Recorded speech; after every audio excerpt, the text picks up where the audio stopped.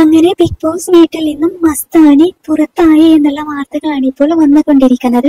പ്രേക്ഷക സപ്പോർട്ട് വളരെയധികം കുറവുള്ള മത്സരാർത്ഥിയായിരുന്നു മസ്താനി. വൈൽഡ് കാർഡായി വന്നവരിൽ ഏറ്റവും കുറഞ്ഞ പ്രേക്ഷക പിന്തുണയുള്ളത് പ്രവീൺ, സാബുമാൻ, മസ്താനി എന്നിവരായിരുന്നു. എന്നാൽ വളരെ മോശം ഗെയിമാണ് മസ്താനി കഴിഞ്ഞ വീക്കിൽ കാണിച്ചത്. അപ്പാനി എവിക്റ്റ് ആകുന്ന സമയത്ത് വളരെ മോശം കാര്യങ്ങളായിരുന്നു മസ്താനി കാണിച്ചത്. അതുപോലെ തന്നെ ഈ വീക്കിലും ഒന്നും തന്നെ ചെയ്യാനായിട്ട് മസ്താനിക്ക് സാധിച്ചിരുന്നില്ല. ഒരു ഗെയിമും ടാസ്കും ഒന്നും തന്നെ മസ്താനിക്ക് ചെയ്യാൻ സാധിച്ചിരുന്നില്ല. അതുകൊണ്ട് തന്നെ മസ്താനി പുറത്തായി എന്നുള്ള വാർത്തകളാണ് ഇപ്പോൾ സോഷ്യൽ മീഡിയ നിറയെ വന്നുകൊണ്ടിരിക്കുന്നത്.